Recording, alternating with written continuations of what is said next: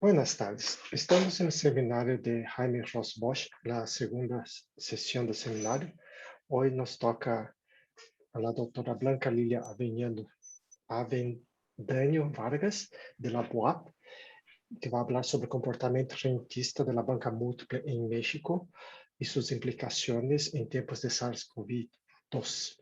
Entonces, antes de empezar la presentación, vamos a pasar la palabra rápidamente al doctor Perrotini, Ignacio Perrotini, que es nuestro enlace con la doctora y es son conocedores de años, ¿no? Entonces, por favor, doctor Perrotini, nos hace el honor de presentarla.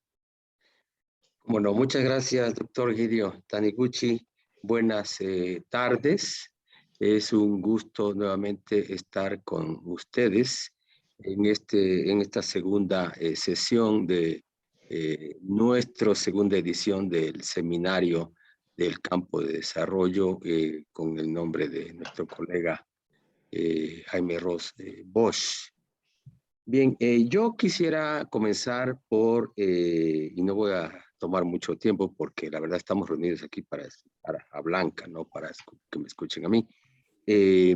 Voy a comenzar por manifestar a nombre de nuestro campo de conocimiento y de nuestro seminario un profundo agradecimiento a la doctora Blanca Lilia Avendaño por haber sido tan generosa de aceptar que trasladáramos su intervención en nuestro seminario, que originalmente estaba prevista para el 25 de noviembre, y tuvimos que anticiparla para el día de hoy por imponderables que ocurren en la vida, sobre todo en tiempos en que el volcán Popocatépetl, le vamos a echar la culpa al volcán Popocatépetl, está haciendo pues algunas erupciones, ¿verdad? Y las inundaciones, todas esas son cosas de la naturaleza que nos obligaron a hacer ajustes en nuestro programa. Y como ustedes saben, pues la madre naturaleza manda y no pudimos más que hacer los ajustes. Pero afortunadamente, la doctora Blanca Lilia Avendaño fue muy generosa de aceptar que anticipáramos de esta manera su intervención. Bien, entonces muchas gracias Blanca por haber aceptado y esto desde luego también gracias a todos nuestros amigos que nos siguen, ¿verdad? Amigos es genérico, entonces no tenemos que hacer como los políticos, ¿verdad? Amigos y amigas eh, que nos siguen y que aceptaron que nos trasladáramos a esta semana porque pues la semana pasada, que era la fecha original, era prácticamente imposible. Entonces, gracias también a ustedes por su paciencia, por su interés y por acompañarnos, ¿verdad? Estoy seguro que vamos a tener una excelente exposición el día de hoy. Bien, y yo le pedí a Blanca, a la doctora Blanca Lilia Avendaño Vargas, que nos enviara una semblanza, pero Blanca, pues como es una persona muy modesta, muy sencilla, lo que nos envió es algo muy resumido y yo me voy a permitir, con la venia de Blanca, añadir alguna información más. La doctora Blanca Lilia Avendaño Vargas es profesora de tiempo completo en la Facultad de Economía de la Benemérita Universidad Autónoma de Puebla. Es doctora en Ciencias Económicas por el Instituto Politécnico Nacional, maestra en Economía por la UNAM, es egresada de nuestro posgrado, y licenciada en Economía también por la UAP. Es miembro del Sistema Nacional de Investigadores y del Padrón de Investigadores VIEP, que supongo que quiere decir Very Important Economists. Y la P, pues no creo que quiera decir Perrotini, pero no sé qué quiera decir. Es miembro también de la planta básica de la maestría en Economía. Forma parte del cuerpo académico Problemas Contemporáneos de Desarrollo Económico y Financiero. Su línea general de investigación es Problemas Contemporáneos de Desarrollo Económico y Financiero. y su línea particular de investigación es desarrollo económico y financiero en países en desarrollo, con desarrollo tardío.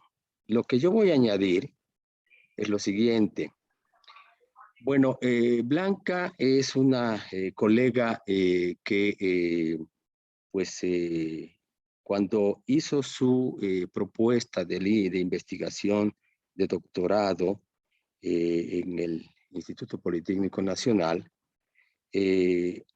hubo algunos colegas que pues consideraron que el tema podía decir, era muy interesante, pero no tenía mucha actualidad, ¿verdad? Era algo que tenía que ver con la hipótesis de insuficiencia dinámica formulada por Raúl Prebisch, mucho tiempo atrás, ¿verdad? Y que fue una hipótesis que Prebisch continuó insistiendo en ella y reelaborándola. Desde luego, vista como la había dejado la hipótesis Prebisch, pues sí, y ya digamos que no era un tema de mucha actualidad per se, la hipótesis de insuficiencia dinámica. Pero he aquí que lo que hizo Blanca fue, lo voy a decir sin onomatopeya, lo que hizo Blanca en su tesis de doctorado fue muy original, ¿verdad? Porque no solamente demostró en qué sentido la hipótesis de Prebisch, que es menos conocida, porque la hipótesis de Prebisch conocida es la llamada Prebisch-Singer, pero esta otra, que es mucho menos conocida, es más interesante porque va a la estructura de los problemas. Pero Blanca no solamente mostró en qué sentido esa hipótesis de Prebisch tiene actualidad, sino que lo que hizo Blanca fue, ¿verdad? Me voy a permitir decirlo así, rectificar algo que en la hipótesis de Prebisch es una deficiencia, ¿verdad? A su hipótesis de insuficiencia dinámica, Blanca encontró que había una deficiencia teórica en la formulación y Blanca hizo la enmienda. Y además hizo una prueba econométrica muy original de la hipótesis de insuficiencia dinámica para un conjunto de economías y demostró en qué sentido esa hipótesis tiene un enorme valor heurístico para pensar los problemas de nuestras economías en un tiempo en que hemos no solo abandonado el modelo de sustitución de importaciones, sino que además el modelo que le sustituyó de crecimiento exportador con estabilidad de precios ha dado de sí lo que podía dar. Y en ese sentido creo que es una aportación original la que hizo Blanca a la disciplina, particularmente en el tema, un tema muy ligado al desarrollo económico.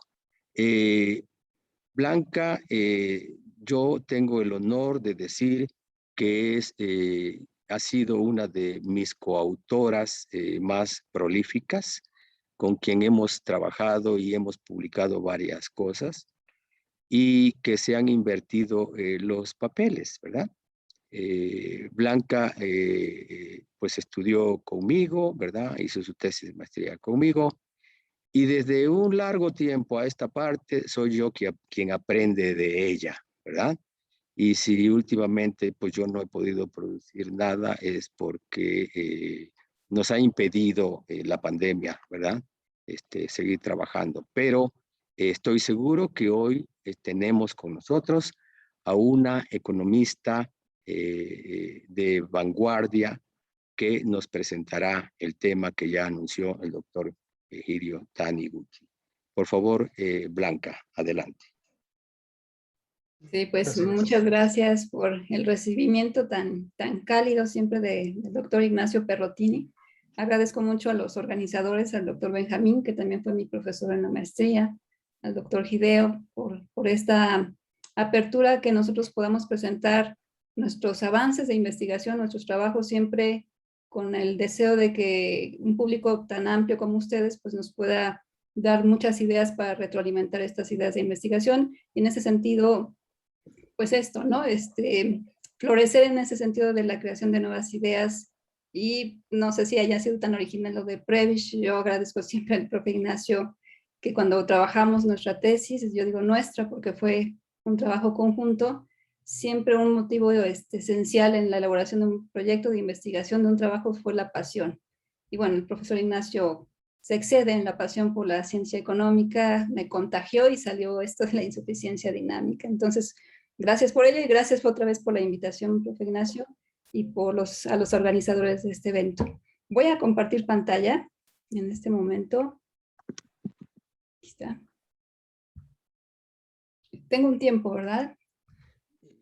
A ver, aquí nuestros colegas Benjamín y Gidio nos dirán cuánto tiempo aproximadamente 40 a lo máximo una hora, pero después Okay. vamos a las sesiones de preguntas y respuestas.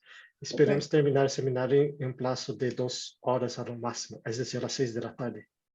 Antes de esto me podemos terminar, por favor. Muchas gracias. Bueno, pues el tema que yo voy a presentar pues fue realizado en colaboración con 2 colegas más de la Facultad de Economía de la UAP, con el doctor Tlatelpa y el doctor López Martínez. Nosotros estamos trabajando ahora un análisis del comportamiento de la banca múltiple en México y nos tomó con mucho interés analizar su comportamiento justo en un periodo que tiene que ver con el de la pandemia y los efectos macroeconómicos adversos que ha generado la pandemia en el crecimiento de la economía mexicana. Entonces, bueno, la idea que voy a presentar, o más bien el tema que voy a presentar, es un tema en progreso, está en proceso de elaboración, así que qué mejor espacio para recibir comentarios de ustedes. Voy a desarrollar básicamente 3 ideas en esta presentación. Voy a hablar sobre qué es lo que se dice del comportamiento de la banca comercial en México en el contexto de la pandemia SARS-CoV-2. En términos generales, la idea es que hay mucha preocupación, particularmente de los sistemas financieros, de las políticas monetarias, del Fondo Monetario, en averiguar si la pandemia tendrá un choque adverso en las hojas de balance de las bancas múltiples a nivel internacional. Hay una discusión en torno a eso. Voy a comentar más ampliamente qué es lo que se dice y qué es lo que nosotros pensamos que podemos evaluar a partir del contexto que presenta la banca comercial en esta situación. En segundo lugar, voy a desarrollar un tema asociado al comportamiento de la banca comercial que tiene que ver con racionamiento de crédito y un comportamiento rentista de la banca múltiple en nuestro país. Y finalmente voy a presentar un conjunto de hechos estilizados de la banca comercial en México que apuntan a un comportamiento rentista de la banca múltiple en México. Entonces, bueno, esta es la idea, estas son las 3 ideas que voy a desarrollar. Como ustedes saben, la crisis del SARS-CoV-2 generó un debate muy amplio, ¿no? En términos de la medición de la capacidad de los sistemas bancarios para tener estabilidad en sus hojas de balance, ¿no? Es decir, si los sistemas bancarios podían afrontar la crisis y si podían dar continuidad al flujo de crédito y a las condiciones de liquidez que requerían las economías en este contexto de crisis. De esto hay mucho que se ha hablado, ¿no? Hay muchos documentos, sobre todo oficiales del Banco de México, de la OCDE, del Fondo Monetario Internacional, aludiendo a esta preocupación. En ese sentido se habla de la fortaleza o el carácter resiliente de la banca múltiple en este escenario tan adverso. Básicamente la idea de estos organismos en general es que hay un impacto negativo de la crisis en el ingreso de las empresas y de los hogares, lo que puede incrementar significativamente los índices de morosidad del sector bancario, lo que deterioraría sus hojas de balance y generaría una alta vulnerabilidad en el sector de la banca y su actividad crediticia. En ese contexto, además, se evalúa mucho si un incremento de la tasa de interés por parte de la política monetaria de los bancos centrales podría exacerbar esa presunta vulnerabilidad, ¿no? o falta de estabilidad de la banca ante este contexto de crisis económica. Entonces, un poco la idea es que si aumenta la tasa de interés y tenemos una banca múltiple de por sí inestable, pues eso puede exacerbar su inestabilidad y podría incluso colapsarla. Esa es un poco la preocupación que hay hoy en la discusión en torno al sistema de la banca crediticia. Nosotros consideramos que si bien esto es importante, hay que analizar más de fondo cuál es el comportamiento de la banca y si realmente hay cierta vulnerabilidad tan exacerbada de la banca múltiple hoy, ¿no? Es decir, si es cierto que la crisis puede impactar el ingreso de los hogares, de las familias, y si eso va a afectar negativamente la morosidad de los pagos, de compromisos de pagos que hay en el sistema de la banca, generando esa inestabilidad del sistema bancario crediticio. Nosotros consideramos, en general, dada la revisión de los hechos estilizados, que no es tan sujeta de esa inestabilidad, ¿no? O sea, si bien hay una inestabilidad, no es tan fuerte. ¿Por qué? Porque la banca múltiple ha hecho muy bien las cosas. ¿Qué es lo que ha hecho la banca múltiple? Hacer un proceso de racionamiento de crédito, pero no al estilo habitual de la teoría del racionamiento de crédito, sino más bien lo que está haciendo es discriminar entre segmentos de crédito en la banca múltiple. ¿Qué quiere decir eso? Básicamente la idea es que la banca múltiple está haciendo segmentación de créditos hacia el sector consumo e hipotecario, ¿no? Y de esta manera está extrayendo las rentas de esos sectores a fin de mantener la estabilidad de sus hojas de balance. Voy ahora a ahondar sobre esta idea. Sobre el comportamiento de la banca y sobre el racionamiento de crédito, pues tenemos una amplia literatura, ¿no? Podemos analizar los trabajos de racionamiento de crédito de Akerlof, Bernanke, Gertler, Hubbard, Stiglitz, Weiss. Y hay otro enfoque, que es el enfoque rentista, que está desarrollado por estos autores que aquí se mencionan, Christopher, Ortiz, Sandoval, entre otros, que justamente hacen esta propuesta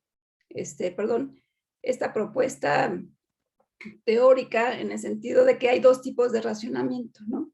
O sea, la teoría habitual de racionamiento de crédito dice que ante incrementos de la tasa de interés de la política monetaria, los sistemas bancarios tienden a racionar o discriminar entre proyectos de inversión.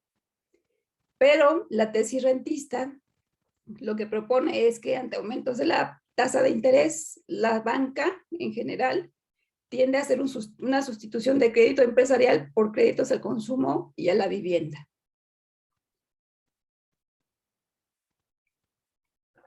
Entonces son dos tipos de racionamiento de crédito, ¿no? O sea, uno de carácter habitual y el otro de carácter rentista. En este sentido, si hablamos de, como ya decía aquí, esa discriminación con base en segmentos de crédito, ¿no? Con esa sustitución de créditos empresariales hacia créditos de consumo y créditos hipotecarios, lo que va a pasar es que el sector de la banca múltiple va a realizar un proceso de extracción de rentas, lo que patentiza una fuerte estabilidad del sector bancario crediticio. ¿Esto qué quiere decir? Esto tiene relación con lo que les decía al principio, ¿no? Es decir, la banca múltiple, si bien está sujeta a los choques adversos de la falta de crecimiento debido al COVID-2, no es tanta su vulnerabilidad, porque lo que ha tratado de hacer la banca desde hace ya varios años es discriminar entre los tipos de crédito que hay en sus hojas de balance, ¿no? Generando una sustitución de créditos comerciales por créditos de consumo y créditos hipotecarios, que pareciera que son más vulnerables, pero no. De hecho, se ha probado, de acuerdo con la evidencia empírica, que estos créditos son más estables y prácticamente son prestatarios cautivos, ¿no? De manera que una tasa de interés que se pueda incrementar en cierto momento por política monetaria no va a afectar, digamos, la calidad de esos créditos, ¿no? O sea, no va a ser tan alta la tasa de morosidad de esos créditos como lo es, por ejemplo, con la morosidad de los créditos del sector empresarial. Bueno, ¿cuáles son los indicios de un comportamiento rentista del sector bancario? Bueno, ahí mencionamos algunos. Algunos que citan Christopher Ortiz y Sandoval es una disminución del crédito al sector industrial y agropecuario a favor del crédito al consumo e hipotecario. Ortiz menciona, por ejemplo, una alta concentración del mercado crediticio, un incremento de la cartera vencida, adquisición de un comportamiento más especulativo con una bursatilización creciente de la actividad de los bancos. Sin embargo, o sea, eso se podía observar hasta antes de la crisis del 2008-2009. Hoy día lo que se observa en el comportamiento de la banca es más bien una sustituibilidad del crédito empresarial por créditos hipotecarios y al consumo, como ya les anticipaba, y en este sentido se vuelve muy importante el spread de las tasas de interés bancarias, de las cuales la banca múltiple extrae comisiones y extrae gran parte de su rentabilidad. Es sabido en la teoría que en los modelos de racionamiento de crédito, cuando los bancos maximizan sus ingresos, restringen los créditos, ¿no? ¿Y esto por qué? Bueno, porque aunque los prestatarios quieran pagar más tasa de interés, esto puede afectar los ingresos esperados del sistema bancario. Esto se encuentra muy desarrollado en la teoría, ¿no? Ahí se muestran algunos de los autores que desarrollan la teoría del racionamiento de crédito. Sin embargo, en un enfoque distinto, si asumimos que la sensibilidad de crédito empresarial a la tasa de interés se estructura en modelos en relación a beneficios esperados y si el sistema bancario mantiene atados a sus clientes a sus líneas de crédito, la estructura oligopólica monopsónica traslada sus costos al spread de tasas de interés. ¿Qué es lo que estamos diciendo? Que hay dos tipos, otra vez insisto, de racionamiento de crédito. Uno es el habitual y otro es la segmentación del mercado, del sector, con este efecto de sustitución.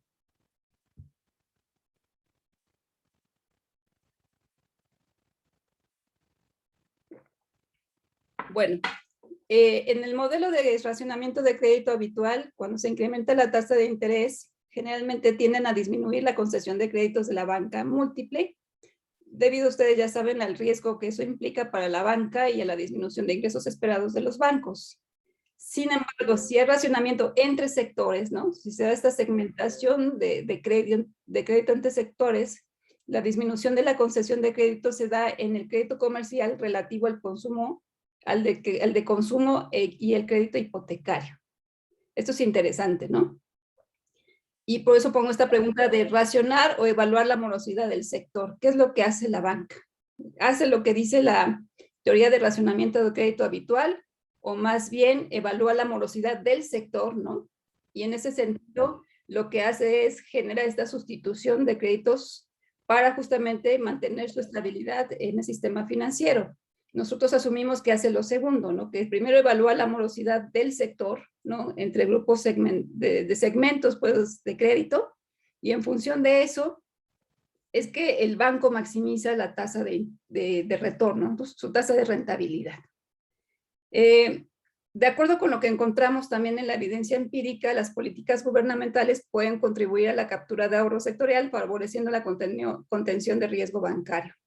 ¿Esto qué quiere decir? Bueno, pues que la política gubernamental en cierto sentido también ha ayudado a que el sistema bancario pueda cooptar o captar a clientes y atarlos a sus líneas de crédito, de manera que pueda, en un plazo más o menos largo, seguir extrayendo rentas de estos tipos de sectores o subsectores de crédito. Un sistema bancario rentista crea una discriminación no solo entre proyectos empresariales, sino discrimina grosso modo entre los mismos segmentos de crédito. Así que los sectores beneficiados al final serán los del crédito al consumo y los hipotecarios, que tienen un efecto menor sobre el crecimiento. Yo también me di la tarea, junto con mis colegas, de leer esto de por qué la banca múltiple no da créditos. Y hay muchas respuestas al respecto, ¿no? Entre ellas, por ejemplo, hay un artículo de un colega también de la UNAM que dice que no se conceden créditos o que no ha aumentado la cobertura de crédito del sector bancario porque el sector bancario se está ocupando de sus propios pasivos, ¿no? ¿Qué es lo que nosotros miramos? Que eso no es, ¿no? Que en realidad no concede créditos al sector productivo porque los está concediendo al sector de consumo y al sector hipotecario, que son subsectores más estables, ¿no? que tiene flujos de pago mucho más estables y que además, dadas las políticas gubernamentales y la reforma financiera del 2014, ¿no?, ha coadyuvado a que ese flujo se mantenga también permanentemente fluido, ¿no?, continuo en el sistema. Nosotros consideramos que en los modelos de racionamiento de crédito habitual, cuando el Banco Central eleva la tasa de interés, generalmente se observa, de acuerdo con la teoría, una disminución de la concesión de crédito. Pero si estamos en un modelo de tipo rentista que hace este proceso de segmentación, lo que pasaría es que al incrementarse la tasa de interés, se da una mayor extracción de rentas de las empresas o en el sector consumo inmobiliario hacia el sector bancario. Esto es muy interesante, ¿no? Porque si aumenta la tasa de interés afecta diferente a los créditos al consumo versus los créditos hipotecarios versus los créditos empresariales. Generalmente, si bien hay un proceso de repago o de negociación de deudas, ¿no?, las que han sido más exitosas según las hojas de balance de la banca múltiple son las de tipo de consumo hipotecario y no necesariamente las de crédito empresarial. Entonces, eso es interesante porque no solamente no concede créditos, sino que además los que son más perjudicados cuando hay aumentos de tasa de interés son los de tipo empresarial, que están más ligados a la actividad productiva, mientras que los otros que son de consumo hipotecario son menos sensibles a esa tasa de interés. Y en ese sentido decimos que ahí tiene su nicho la banca múltiple para extraer rentas de manera más continua y en ese sentido mostrarse como un sector estable. Entonces, la interrupción de la actividad bancaria crediticia vendrá por factores macroeconómicos de estancamiento que reduce la expansión de la base de clientes capturados por los bancos y todo dependerá de la remoción de las condiciones pagaderas de dicha base. ¿Qué es lo que importa aquí? Y yo creo que eso lo hemos observado en el sistema de la banca múltiple. La banca se ha dado la tarea de incrementar su base de clientes, ¿no? Sobre todo los que tienen que ver con clientes de consumo hipotecarios, créditos de consumo hipotecarios. Es evidente, hay información que lo constata. No así con los créditos empresariales. Y ya vemos por qué, porque es más conveniente para la banca retener a estos segmentos de crédito que a los segmentos de crédito empresarial. Y bueno, esta es básicamente la idea, ¿no? Entonces, nosotros consideramos que dada esta discusión que aflora en el marco internacional sobre la vulnerabilidad del sector bancario comercial, pues hay como dos enfoques que se pueden utilizar para analizar esa posición. El enfoque de racionamiento de crédito habitual y el enfoque de racionamiento a través de un enfoque rentista, ¿no?, de un comportamiento rentista. Lo que se puede observar en los hechos, y ahora voy a presentar estos hechos estilizados, es que parece ser que la banca múltiple responde más a un comportamiento rentista que a un comportamiento de racionamiento de crédito habitual. Y entonces la tasa de interés pues se vuelve una variable significativa para ver cómo la banca múltiple está generando su propia tasa de retorno, su propia tasa de rentabilidad, ¿no? De acuerdo con la OCDE, la capacidad de reacción de los sistemas bancarios ante crisis económicas se reforzó con estos acuerdos de Basilea III que ustedes ya conocen, donde se incrementaron los requisitos mínimos de capital y de liquidez de los bancos, se fortaleció la capacidad de absorción de pérdidas y permitió a los sistemas bancarios mantener una posición estable. Esta idea también se reforzó en México con la reforma financiera de 2014. La idea es que esa reforma propiciara un incremento de los créditos al sector productivo. Hay mucha literatura que dice que esto no se logró por diversas razones, pero ninguna ha apuntado a un carácter rentista, ¿no?, del sistema de la banca. El Banco de México, por ejemplo, sostiene que el sistema bancario mantiene una posición de capital y de liquidez sólida, pero que enfrenta un escenario complicado debido a la pandemia y que por eso, bueno, pues hay que analizar su vulnerabilidad. Finalmente, bueno, insistir en esta idea de que la línea de argumentación es que el mal funcionamiento macroeconómico derivado de la crisis y de la pandemia sí va a tener un efecto negativo sobre los ingresos de las empresas y las familias, lo que sí, en efecto, va a incrementar la morosidad de los bancos y deteriorará sus hojas de balance, pero y así, ahí es donde nosotros tenemos una observación particular. esa estabilidad no será tan vulnerable si consideramos que hay una segmentación del mercado de crédito. Entonces, nuestra percepción es que la banca comercial en México, en este periodo particular, se caracteriza por un comportamiento rentista definido por 5 hechos estilizados y que menciono a continuación. Primero, que el índice de profundización crediticia es muy bajo, ¿no? Y esto, bueno, no solamente lo encontramos nosotros, sino está citado en la literatura a nivel internacional. En México, la banca múltiple es de los sectores que menos crédito dan al sector productivo, ¿no? O sea, el índice de profundización crediticia es muy bajito. Segundo, hay una sustitución de crédito empresarial por créditos al consumo y a la vivienda. También eso lo encontramos en la información que proporciona el sistema de la banca múltiple. Tercero, hay una composición de ingresos determinada principalmente por los intereses de cartera de crédito vigente al consumo. O sea, ¿de dónde obtiene más ingresos la banca múltiple?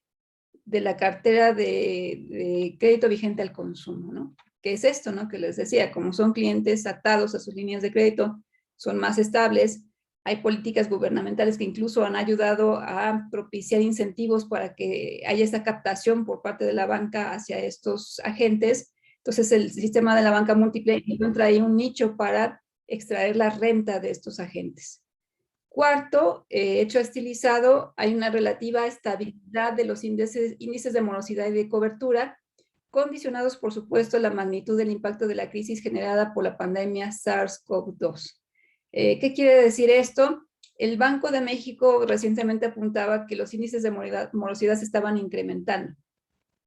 Pero si nosotros tomamos una línea más larga de tiempo, a pesar del efecto de la pandemia, vamos a encontrar que hay una relativa estabilidad de estos índices y también el de cobertura. Finalmente, un quinto hecho estilizado muestra una correlación moderada entre la tasa de interés y la tasa de rentabilidad y una correlación negativa o casi nula entre la tasa de interés y el índice de morosidad, ¿no? Esto porque es interesante, por lo que les decía que la tasa de interés no afecta igual a la composición de los segmentos de crédito, ¿no?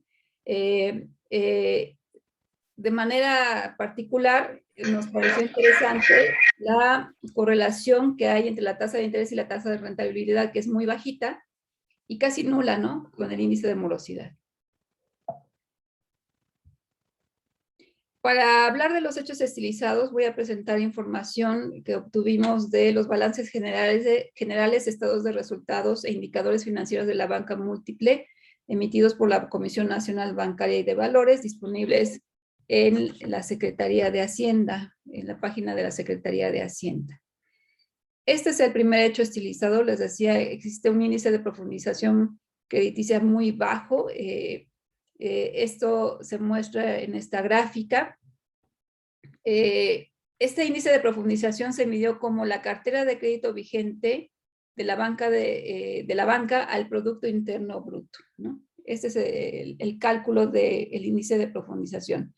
Mantuvo un promedio de 16% durante 2001 a 2021. No obstante, se observó un cambio en la trayectoria del índice antes de la crisis del 2009 y posterior a la reforma financiera de 2014.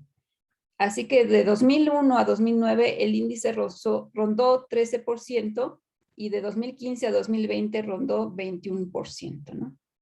Aquí se observa el índice de profundización. Voy a mostrar ahora, creo que no se observa muy bien, pero esta es información del crédito al sector privado como porcentaje del PIB para diferentes economías a nivel internacional en 3 periodos, 2001, 2010 y 2019.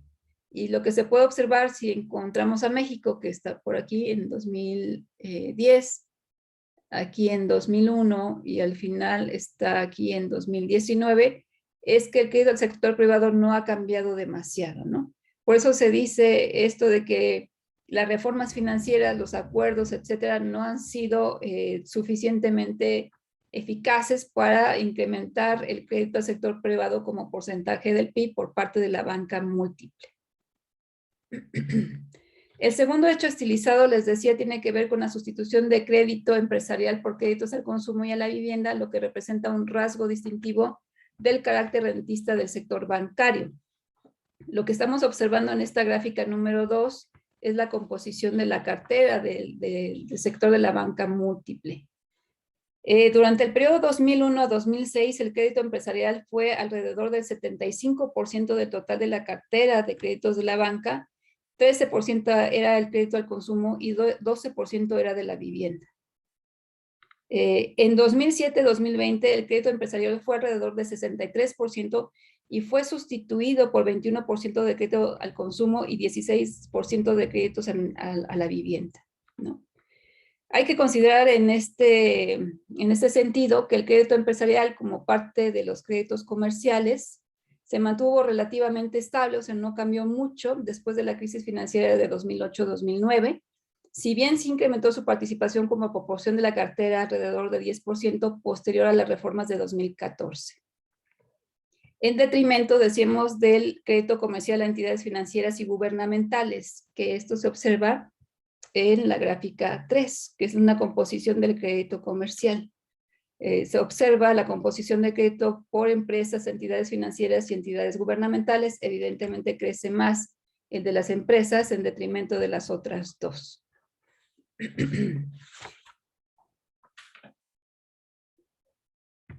También, y vemos aquí la composición de cartera vencida, que también es interesante observar, que la proporción de créditos comerciales respecto al total de la cartera vencida ha tendido a disminuir posterior a la reforma financiera de 2014, mientras que la proporción de créditos a la vivienda ha tendido a aumentar gradualmente, ¿no? Esto se nota sobre todo después de la de la reforma financiera de 2014, esta parte de aquí, ¿no? Hay un cambio en la composición de la cartera.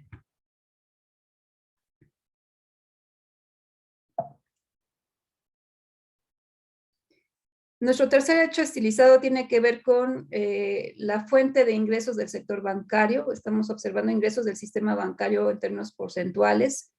Tenemos ahí intereses de cartera de crédito vigente, intereses por inversiones en valores, intereses de cartera de crédito vencido y comisiones por el otorgamiento inicial del crédito. ¿Qué es lo que nosotros encontramos? Que la principal fuente de ingresos de este sector son los intereses de cartera de crédito vigente, obviamente, que representaron 71% de los ingresos totales durante 2010 a 2020, de los cuales el crédito al consumo, y aquí esto es lo importante, representó alrededor del 48%, y el de las empresas solo el 30% a partir del 2006, ¿no? Por eso decimos que hay una sustitución en la segmentación del mercado de crédito. Lo que presentamos en esta otra gráfica son los intereses de cartera de crédito vigente, ¿no? La idea básica es que la mayor, el sector que más genera intereses de cartera de crédito vigente, pues obviamente son los créditos al consumo, como se puede apreciar en la gráfica, ¿no? Estamos hablando en términos porcentuales. Nuestro cuarto hecho estilizado tenía que ver con la relativa estabilidad, les decía, de los índices de morosidad y de cobertura de la banca múltiple. Lo que podemos observar en esta gráfica es un índice de morosidad que tiene una tendencia a disminuir en el tiempo, en el periodo 2001 a 2006. En diciembre de 2001 fue 4.85%, en diciembre de 2006 fue 1.99%. Y un comportamiento similar se observa entre 2014 y 2020, con índices de 3 y 2.5% de forma respectiva. Así que, bueno, la idea del Banco de México es que los índices de morosidad han tendido a aumentar, lo que no se niega, ¿no? En la última parte del periodo, sobre todo que tiene que ver con la pandemia, pero una trayectoria más larga del índice permite ver que de hecho la tendencia, si tomamos desde el 2000 hasta la fecha, pues ha tendido a disminuir. Y que la reforma financiera de 2014 también, si bien incrementó el índice de morosidad, después lo contuvo hacia el final del periodo, ¿no? Este es el índice de cobertura, ¿no? Solamente decir que el índice de cobertura está más regulado hoy a una regulación de tipo institucional y se ha mantenido relativamente estable durante 2014 a 2020 y su valor ronda entre 148.2 y se incrementa en 2020 a raíz de la pandemia a un valor máximo de 178 unidades, ¿no? Aquí está el índice de cobertura. Así que si uno revisa un poco las gráficas, nuestra interpretación, a no ser que estemos equivocados, es que hay cierta estabilidad de esos índices, ¿no? De morosidad y de cobertura. Dice el Banco de México que esos índices estarían sujetos a los choques del crecimiento, ¿no? Debido a la pandemia, y que la elevación de la tasa de interés podrían incrementarlos. Lo que nosotros decimos es, si hay segmentación del crédito, hay que ver dónde está recayendo el efecto de esa tasa de interés en mayor proporción al crédito empresarial, al de consumo o al de vivienda. Y parece ser que al de crédito a la vivienda y consumo no tanto, y es ahí donde el sector bancario de la banca múltiple es el que obtiene mayor renta, ¿no? En términos porcentuales, pero también en términos absolutos.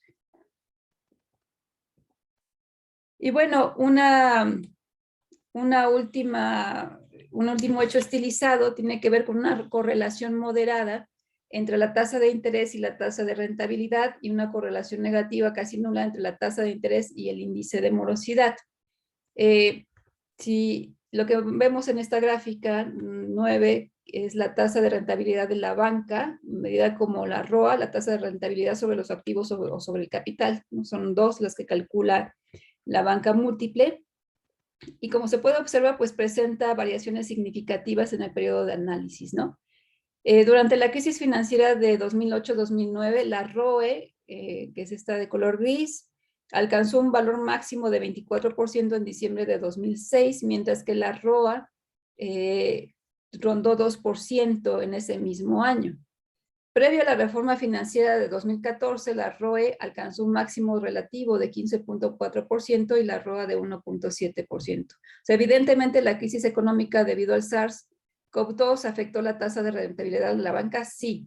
Su disminución fue más significativa a mediados de 2020 y cerró en 2020 con una ROE de 14% y una ROA de 1.5%. En un análisis de la tasa de variación anual del margen financiero, ¿no? Que es la tasa de ganancia del sector bancario, ajustado por el riesgo crediticio, así se calcula, se puede observar que los beneficios del sector bancario son procíclicos justamente a variaciones del producto agregado, ¿no? De forma que el carácter rentista de su estructura se deteriora ante choques exógenos determinados por procesos de desaceleración económica como los que acontecieron durante la crisis de 2008-2009. O sea, bueno, aquí lo que tenemos entonces es el margen financiero, su variación anual, que insistimos coincide con estos cambios en la trayectoria del crecimiento de la economía. Tenemos que insistir en que se genera una mayor vulnerabilidad de los bancos sobre sus condiciones de estabilidad al no responder con innovaciones financieras que suministren amortiguaciones a las fluctuaciones económicas. Esto es algo bien interesante, ¿no? El sector de la banca múltiple especialmente es un sector que no hace innovación financiera. Apenas quiero decir, el año pasado y hace dos, de acuerdo con informes del Banco de México, es que se están estableciendo nuevas formas o canales de llegar a agentes que han sido racionados del sistema, ¿no? Es decir, todo esto de la cultura de la banca en línea, ¿no? Que se ha dado en los últimos años es parte de la innovación financiera de la banca, pero no es suficiente, ¿no? No es suficiente en términos de desarrollo financiero. Finalmente, existe una correlación casi nula entre el índice de morosidad y la tasa de interés, es apenas menos 0.14, y por otro lado existe una correlación positiva moderada entre la tasa de rentabilidad y la tasa de interés real, o sea, 0.37, y una correlación positiva casi nula entre la ROA y la tasa de interés real, 0.15. Esto es interesante, ¿no? Entonces, lo que estamos tratando de decir es que el índice de morosidad no está respondiendo a los efectos de la tasa de interés como supone la teoría del racionamiento de crédito habitual. Parece que hay una inelasticidad de estas tasas de rentabilidad, y nosotros asumimos que eso ocurre porque hay un comportamiento rentista de la banca múltiple.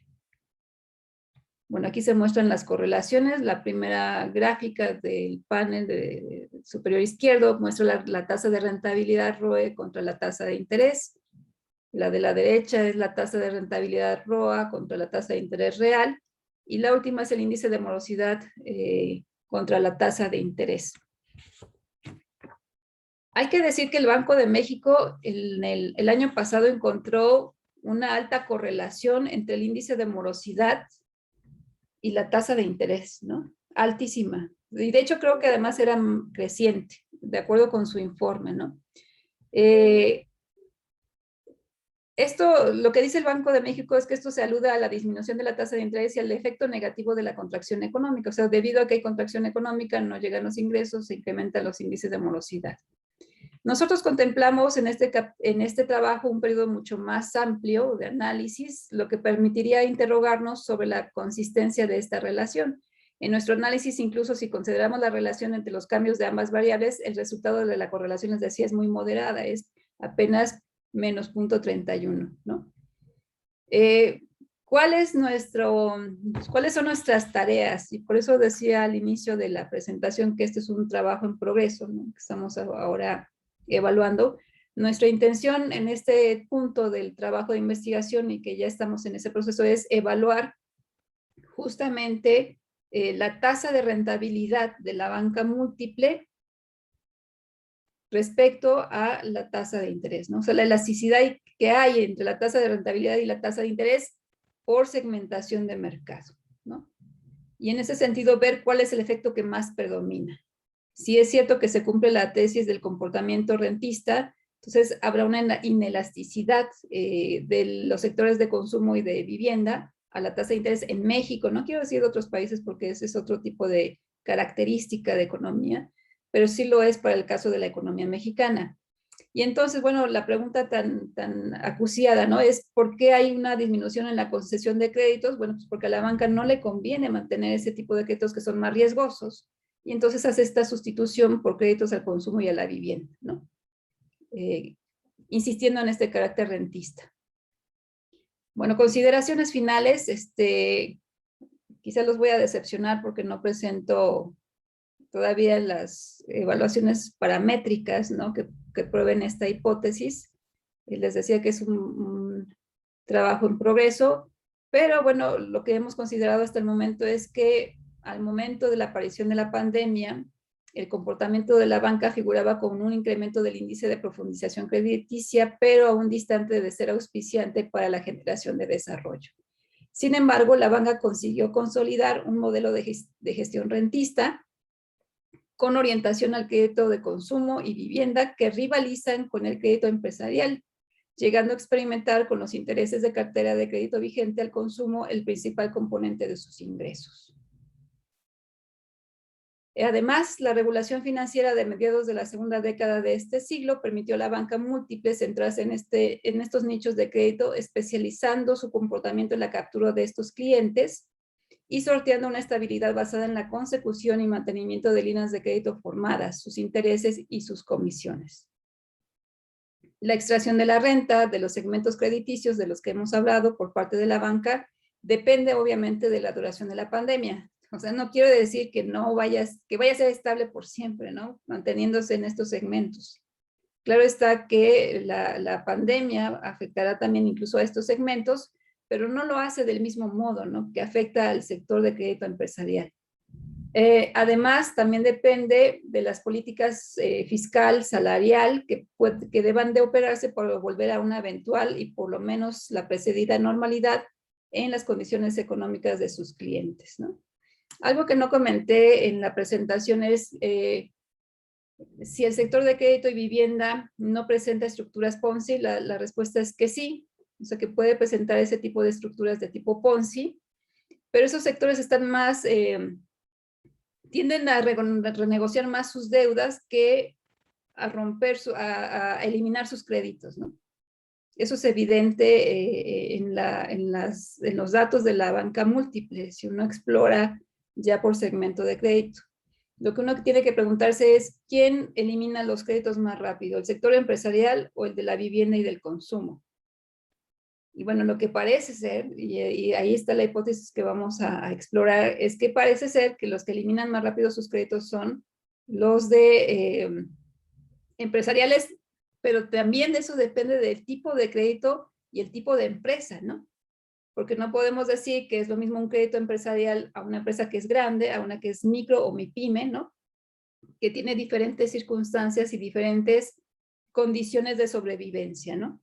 Para algunas empresas es más fácil seguir manteniendo un crédito, como es el crédito al consumo y a las hipotecas, que eliminarlo, ¿no? Puede ser más costoso o eliminarlo que mantenerse en ese sistema crediticio. Y bueno, pues estas serían mis consideraciones finales, las mías y las de mis colegas, y bueno, les comparto este trabajo que seguramente va a causar muchas preguntas, supongo. Muchas gracias por el espacio. Muchas gracias, Blanca. Yo creo que ahora nos va a conducir el doctor Hideo Taniguchi en lo sucesivo. Ok, muchas gracias. Okay. Muchas gracias por la presentación, muy interesante. Yo también tengo algunas preguntas, pero voy a dejar hasta el final. Ahorita empezamos la sesión de preguntas y participaciones de los invitados a esa sesión. Los que quieran hacer las preguntas, por favor, levanten la mano o, en dado caso, abra el micrófono para preguntar. Preguntas, comentarios, observaciones. O todos estamos impactados que la banca frentista não sabíamos disso, nossa, de hecho, yo voy a presentar en 2 sesiones más, me toca, y voy a hablar cosas similares, pero con el enfoque de administración de empresas, el enfoque frentista de México. Pero por eso que está muy curioso la relación que estamos como hablando de eso. Preguntas, compañeros, comentarios. Yo solo disculparme, me tengo que retirar. Sí. Está sumamente interesante, pero tengo una actividad y pues una felicitación, Blanca. Muchas gracias. Sí, Aida, por favor. Muchas gracias. Felicidades a la doctora Blanca. A mí me gustó mucho la presentación. Yo quería preguntarle más su comentario respecto a lo que decía de la reforma fiscal, la reforma financiera del 2014. Y se presentaba una gráfica, ¿no? De cómo incrementaba el crédito, cómo se hacía, ¿no? La recomposición del crédito hacia vivienda y consumo, en lugar de la parte comercial. Pues, como hay alguna idea de qué parte cambió en la regulación que incentivó esa recomposición. Y bueno, esa es una. Y luego la segunda es si hay un incremento quizá importante del crédito en el mercado hipotecario, sería pertinente poner, y bueno, y hablabas como de una parte procíclica, ¿no? De la banca. Entonces, en periodos de crisis, esto puede ser un riesgo financiero, ¿no? Sería pertinente proponer o pensar en algún instrumento de política no monetaria, pero de otro tipo, que pudiera poner algún límite, no sé, ¿no? Y la tercera nada más es muy corta hay como una literatura entre los poskeynesianos, ¿no? Que hablan un poco del esquema de los regímenes de crecimiento, ¿no? Si crecen por el lado de las exportaciones o si crecen por el lado de la demanda doméstica, etcétera. Entonces, por lo que yo entiendo, un poco cae en este crecimiento de la demanda doméstica a través del crédito. Eso, si entiendo un poco la hipótesis, es lo que está pasando en México. ¿Es similar lo que se propone a esta literatura o la idea es por otro lado? Gracias.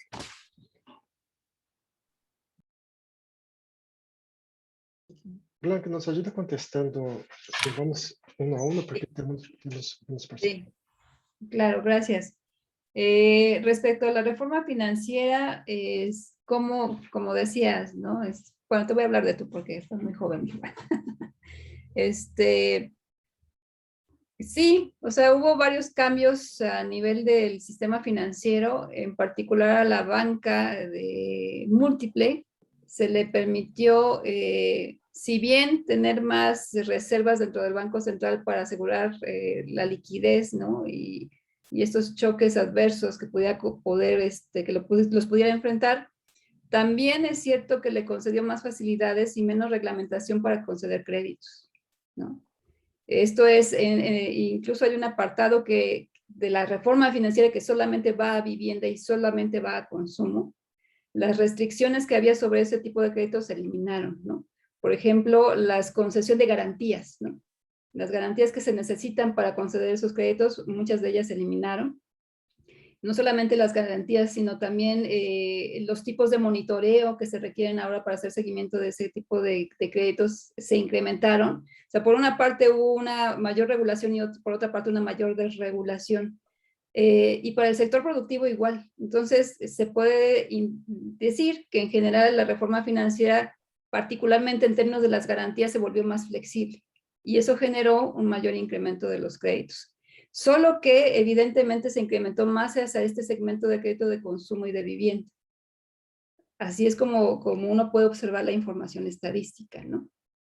Luego, tú comentabas si hay una política preventiva, ¿no? Como una política preventiva, pues lo que yo entiendo ahora es que hay toda una discusión teórica, también de casos, ¿no? Sobre la política macroprudencial, ¿no?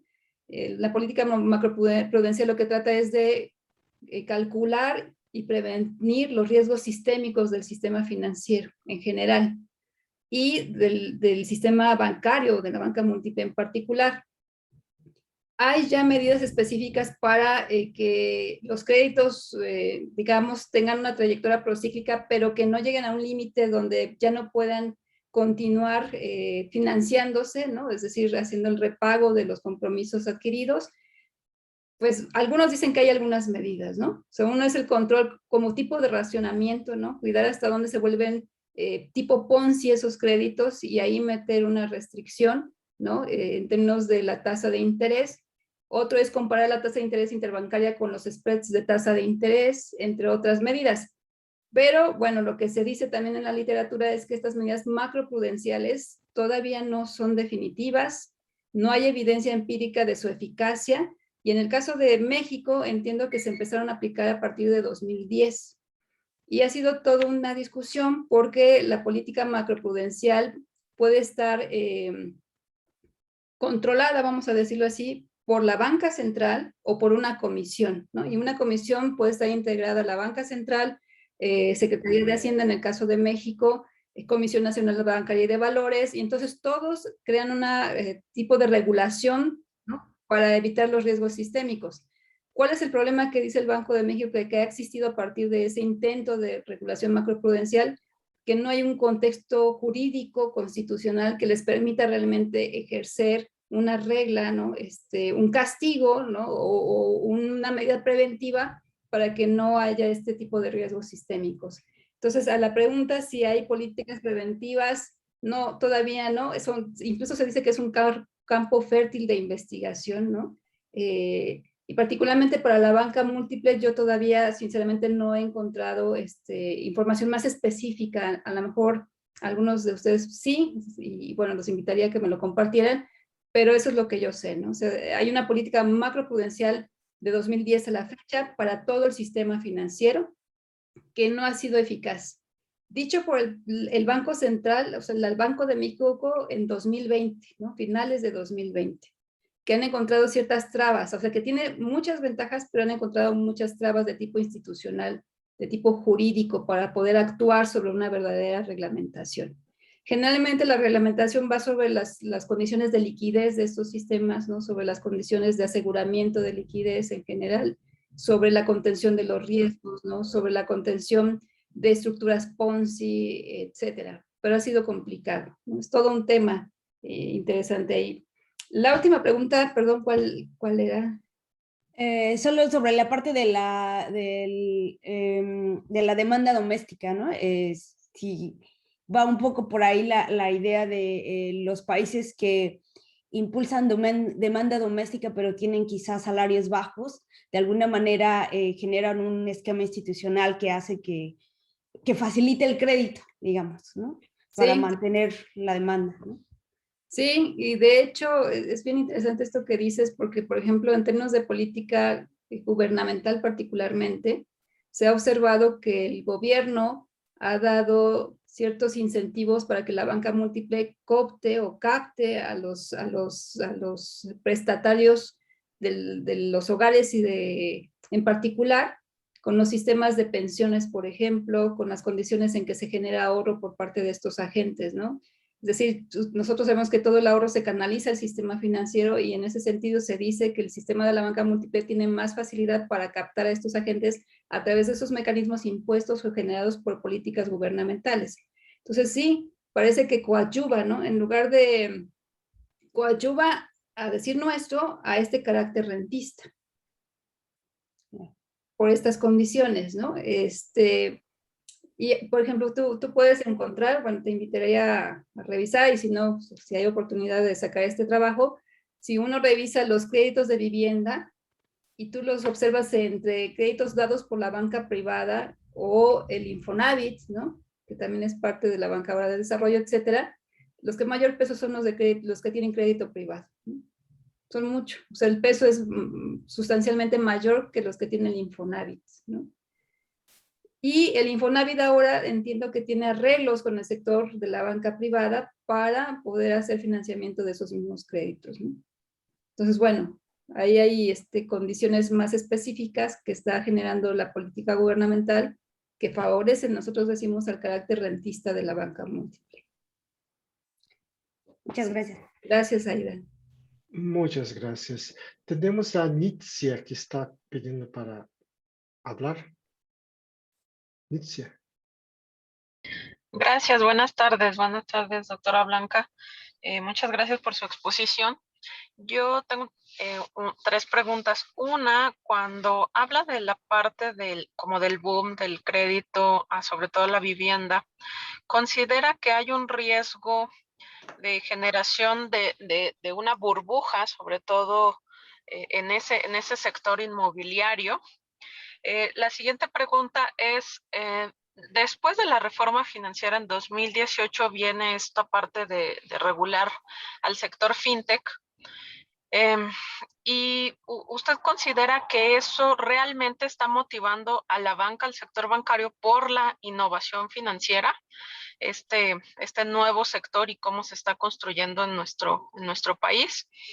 Y finalmente, las consideraciones, en el mismo sentido, las consideraciones sobre regulación que usted ha encontrado para evitar riesgos excesivos derivados de esta innovación financiera que se está dando muy, muy pujante por el mismo sector fintech. Y en todo caso, si la hay, si no, si cree que en todo caso nos hace falta estudiar al respecto, o cuál es su consideración en ese sentido. Gracias. Gracias, Nitzia. Pues yo digo lo mismo que tú, que nos hace falta estudiar sobre estos aspectos, ¿no? No, mira, sobre el boom de crédito, sí, esto puede generar una burbuja. De acuerdo con lo que hemos revisado y que está en las consideraciones finales, parece que no hay una gran elasticidad de este tipo de créditos a la tasa de interés. Tendría que pensar más la respuesta, ¿no? O sea, mi primera intuición es que no necesariamente, no es el tipo de mercado que nosotros observamos en Estados Unidos, ¿no? Además, la composición de esa cartera de crédito a la vivienda, les decía, pues se compone de crédito privado, crédito de Infonavit, y hay muchos más, ¿no? O sea, englobados en ese esquema. Y a mí me parece que si bien es una parte importante del segmento de crédito de la banca, de donde está extraer rentas, el hecho de que haya una baja elasticidad respecto a la tasa de interés y la parte de la regulación que ha facilitado la concesión de créditos podría apuntar a que podría crearse una burbuja, pero las condiciones financieras por medio de tasa de interés podrían no indicar lo contrario, ¿no? O sea, yo creo que yo apostaría a pensarle más. No tengo una respuesta concreta en este sentido.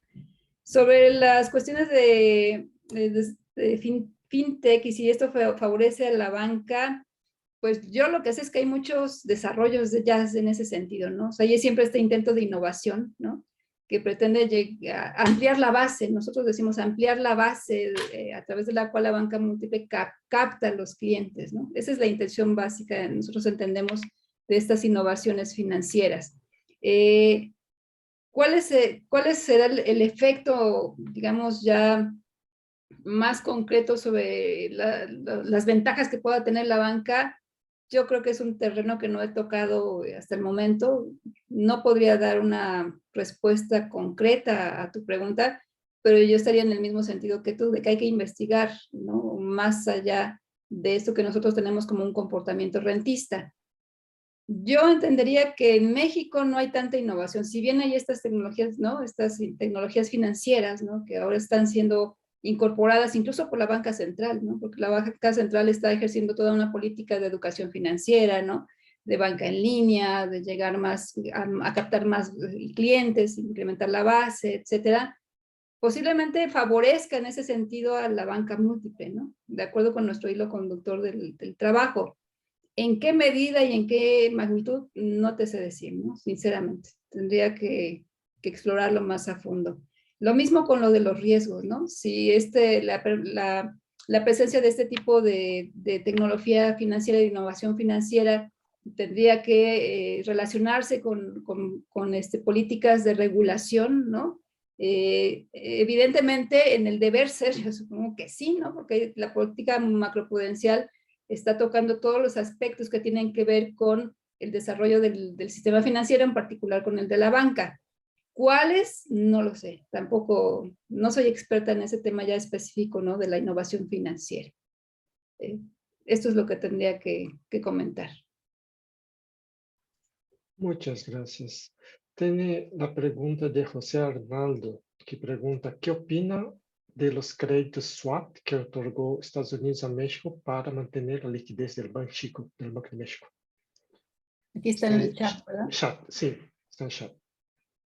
¿Qué opina de eso? Porque si tiene duda también, José Arnaldo también puede hablar para que nos explique más puntualmente la pregunta. Por favor. José Arnaldo.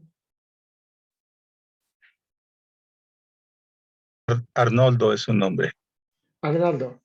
Arnoldo. Hola. Arnoldo, sí. Hola, Arnaldo. ¿qué tal? Sí, Muy buenas tardes y gracias. Recientemente yo había visto que Estados Unidos o la Fed había otorgado préstamos al Banco de México para mantener la liquidez. Entonces, a mi pregunta, usted que ha estudiado los bancos o la liquidez bancaria, ¿cómo ve? ¿Hay suficiencia o han habido mucha extracción de dólares de México? ¿Qué opina? ¿Qué me puede decir? Yo creo que es un tema que no conozco bien, sinceramente. Lo único que puedo decir en términos de esto de la bursatilización, ¿no? También del desarrollo de nuevos activos financieros, ¿no? Que proponen el financiamiento también a través de la banca múltiple, no es tan alto, ¿no? Hay una gráfica ahí donde uno observa dónde obtiene más ingresos la banca múltiple y particularmente de ese tipo de activos financieros, ¿no? Entre otros, no es tan alta esa absorción, ¿no? Si siempre es más dirigida a los ingresos que provee otra vez este tipo de segmentos de crédito de consumo y de vivienda. Porque sí nos dimos a la tarea de explorar de si la banca múltiple podía acceder a más ingresos, ¿no? A emitir más instrumentos y hacerse de más rentas. Y lo que encontramos es que no. O sea, que si bien entra dentro de ese mercado, no es su mayor proporción de ingresos de los que obtiene versus los otros segmentos de crédito, ¿no? Ahora, sobre qué opino de los créditos swaps que otorgó Estados Unidos a México para mantener la liquidez, yo creo que esa pregunta se la dejo al profe Ignacio para que la responda. Yo sí me declaro un poco ahí más limitada en ese asunto, pero bueno, en términos de lo otro que sí conozco, de cómo la banca múltiple está accediendo a otro tipo de mercados para financiarse, ¿no? Y para retener rentas, particularmente otros mercados no lo está haciendo, ¿no? O sea, es muy poquita la proporción de esos ingresos que recibe de ese tipo de mercados que los que recibe de los segmentos de crédito de consumo y de vivienda. Quizá le di la vuelta a la pregunta, ¿no? Pero bueno, aquí hay muchos doctores que con su amplia experiencia pueden... Sí. Particularmente se debía a que nuestro gobierno no ha pedido préstamos aparentemente, ¿sí? Eso se vanagloriaba de que no estaba endeudado el gobierno. Sin embargo, hay ese tipo de préstamos o convenios de préstame dólares para que después en cierto tiempo te los devuelva, pues es en cierta manera es un préstamo, ¿sí? Ahora bien, el mantener la liquidez en el Banco de México en cierta manera afecta a todos los bancos e instituciones nacionales. ¿Por qué? Porque el banco, en cierta, el Banamex, el Banco de México otorga o manda dólares a la banca para que ellos puedan pagar dólares a sus clientes que lo requieran, ¿sí? En este caso es una especie de mecanismo. Cuando el Banco de México ya no tiene tantos dólares para surtir a la banca, entonces tiene que pedirlos a alguien. Y en esta negociación era la base, pero ok, entiendo, pues era mantener la liquidez, ¿no? Sí, y pues no me queda más que aceptar. Gracias por la pregunta. Gracias. Muchas gracias. Hay otra pregunta en el chat de Arnoldo Pérez. Arnoldo, nos gustaría platicar personalmente tu pregunta.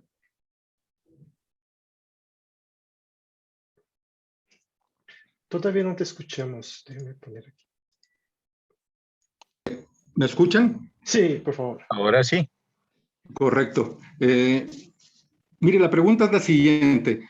Yo quisiera saber, doctora Blanca, antes que todo, además de felicitarla, ¿qué piensa usted hacia el futuro de la creación y puesta en marcha de una banca conocida como Banca de Bienestar por parte del gobierno federal, en términos de que pudiera ser una competencia a la banca múltiple en ese sector que es en este momento el que fundamenta su rentismo, que es el de consumo e hipoteca? Es decir, es una banca que va a estar dedicada a sectores relativamente con un ingreso bajo o medio. Entonces, ¿hasta qué punto pudiera en un momento dado esta banca, esta estructura bancaria que ahora aparece, ser un elemento de competencia que en un momento dado pudiera impactar en el rentismo de la banca múltiple privada? Esa es la pregunta. Gracias. Pues mire, me parece muy interesante la pregunta. Muchas gracias. Habría que ver si el Banco del Bienestar realmente se comporta con el carácter rentista, ¿no? Yo creo que esa sería la primera pregunta. Habida cuenta de que es un banco gestado por el gobierno, ¿no? Como una política de tipo social. La banca múltiple es muy específica, muy clara, ¿no? Mantiene sus ganancias a través de esta extensión de base en estos segmentos de crédito. Versus los del sector empresarial. Bien dice usted, la banca del bienestar se abocaría, ¿no? Al sistema, a los créditos al sector consumo y de vivienda. Así es. Yo desconozco hasta el momento la regulación o reglamentación que hay para esa concesión de créditos. No sé si sean los mismos que hay que existen en términos de la banca múltiple y si en ese sentido son comparables, ¿no? Sí. No sé si usted tenga más información de eso, es decir, si hay una regulación menos rígida, si hay más flexibilidad en la concesión de créditos, etcétera, ¿no? si estuvieran las mismas condiciones, asumiendo que fuera ese el caso, yo creería que podría ser un tipo de competencia, pero no estoy segura de si tengan las mismas características, ¿no? Finalmente, no es una banca privada, es una banca de desarrollo o como parte de la banca de desarrollo, y de acuerdo con la información que se tiene en varios documentos, la banca de desarrollo menos todavía concede créditos al sector empresarial, ¿no? Menos que la banca privada, es decir, muy, muy bajo su impacto en el crédito al sector privado. Sí, pero si en un momento dado esta banca, Banco de Bienestar, empezara a competir en esos sectores que ahorita, por el carácter rentista de la banca múltiple, está atendiendo la banca múltiple, que son el consumo y lo hipotecario, no habría tal vez un desplazamiento de la banca, habría, digamos, la necesidad de que la banca múltiple pudiera en un momento dado desplazar tal vez algún monto de este crédito que antes dedicaba al rentismo, tal vez llevarlo a lo empresarial. O sea, simplemente es una hipótesis, es una idea que me surge como un desplazamiento ante la competencia sobre sectores de consumo e hipoteca. Tal vez la banca múltiple diga, valdría la pena incursionar de nuevo o disminuir nuestro rentismo para abocarlos un poco más a lo empresarial y el sector productivo. Solamente estoy aquí lucubrando, espero no verme un poco hasta optimista, ¿no? Porque sería bueno que eso sucediera, ¿no? Sí. Yo creo que ha tocado un punto esencial que me parece interesante, que es competir la banca de bienestar con el grado de concentración de la banca múltiple. Es una banca oligopólica monopsónica, ¿no? De acuerdo. Y en ese sentido yo creo que no hay comparación, ¿no? Yo creo que no podía ser competencia el Banco del Bienestar con esa banca múltiple que tiene este sistema de competencia con alta concentración de mercado. Así solamente dicho. En el deber ser y en lo ideal, pues podría tener una mayor cobertura hacia sectores más marginados, más discriminados del sector bancario múltiples, sí, pero no creo que eso, no creo que suceda, no creo que le quite una proporción importante, ¿no? Estamos hablando de un sector muy, muy concentrado, ¿no? Sí. Hoy leía que se estaba previendo, no sé, jurídicamente, es una cuestión jurídica, es una cuestión de tipo normativo, que se estaba planteando que las remesas llegaran a la banca de bienestar, ¿no? O sea, que son montos muy importantes. Las remesas pues, pasaran por la banca de bienestar. Y ya hablando de esos montos, en un momento dado también estamos hablando de una capacidad tal vez no tan banal, ¿no? De recursos para una banca de gobierno. Entonces, simplemente estoy aquí yo poniendo elementos sobre la mesa de lo que pudiera suceder en el futuro. No tengo yo elementos ni he estudiado el tema en profundidad. Le agradezco su respuesta, doctora. Muchas gracias por su exposición. Le agradezco. Agradezco la pregunta. Muchas gracias. Muchas gracias. Vamos a la pregunta de Gustavo Sauri, que va relacionada con lo que estábamos hablando acerca de los estilos de estructura monopólica. Gustavo, ¿nos gustaría preguntar verbalmente? Sí, muchas gracias, Haidio. Bueno, pues básicamente yo lo que hago en la pregunta, pues es traer a colación una vieja discusión que hay sobre el origen de las rentas de la banca en el sistema financiero mexicano, que se concentran o que se piensa que están concentradas o que vienen o provienen de la estructura monopólica, ¿no? De una estructura monopólica o monopsónica, que es a la que hacía referencia, doctor, hace unos momentos, y a prácticas colusivas fuertemente entre los bancos, ¿no? Entonces, pues yo nada más, la pregunta era justamente eso, ¿no? Ponderar en el modelo y en el trabajo que está realizando junto con sus colegas, ponderar justo la estructura monopólica en las prácticas colusivas de la banca en México y contrastarlas o evaluarlas frente a su preocupación central en este momento, que son las tasas de interés. Y agregando un poquito un elemento también importante, digo, hasta donde recuerdo, que no soy especialista en sistema financiero, digo, no sé, usted me dirá si estoy equivocado, pero según lo que yo leí en algún momento, es que la composición de las rentas de la banca en México, pues unas 2/3 partes vienen de la tasa de interés y 1/3 parte más o menos en general de las comisiones. Entonces yo creo que también sería a lo mejor una variable a considerar, habría que ver justamente, tratar de medir este efecto de sustitución que están ustedes tratando de medir, ¿no? Que no es este efecto tradicional ante la subida de tasas de interés de disminuir la cantidad de créditos, sino irse a los otros créditos de la banca del consumo, los créditos al consumo, los créditos de tarjetas de crédito y los créditos hipotecarios en lugar de los créditos tradicionales para capital de trabajo, que son los créditos a la inversión, ¿no? Entonces, bueno, pues nada más plantear ahí las preguntas y esas inquietudes pues de la estructura monopólica y la tasa de interés y de las comisiones y la renta también, ¿no? Muchas Sí. gracias. Muchas gracias por el comentario. Solamente comentar que sí hemos considerado las comisiones y el spread de las tasas de interés.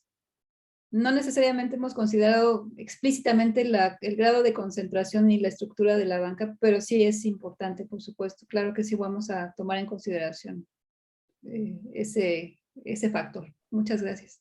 No, al contrario, muchas gracias. Muchas gracias. Tenemos la pregunta del doctor Benjamín, si nos gusta.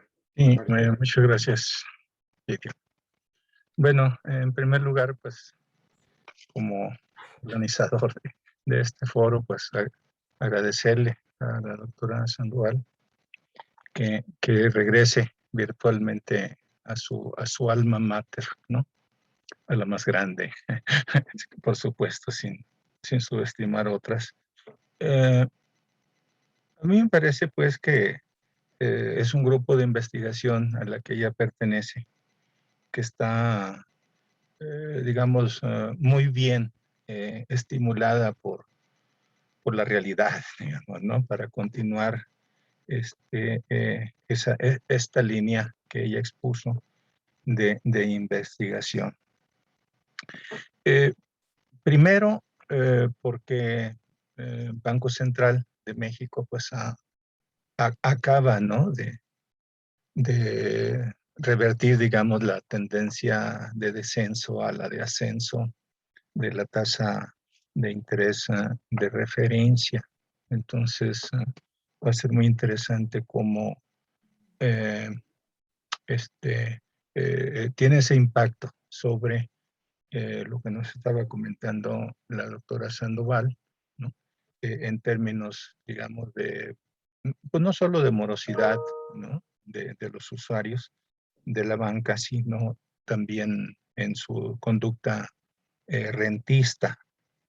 Pero quisiera señalar que sobre todo va a ser estimulada porque todo mundo nos alistamos, ¿no? Las disciplinas, los que estamos agrupados en proyectos de investigación donde haya un elemento de economía financiera, también aquellos, ¿verdad? Proyectos donde hay política monetaria. Y es la caracterización de cinco áreas en las cuales tendría que haber una evaluación apropiada o más aproximada, ¿no? Porque algunos consideran que es imposible, de los efectos directos e indirectos de el COVID-19 o como la doctora lo caracteriza. Primero, el quebranto de salud de la población impactada directamente, que evidentemente, aparte de lo que ya le ha implicado de costos, tendrá, digamos, que seguir esa línea de gasto por las lesiones persistentes que genera esta enfermedad.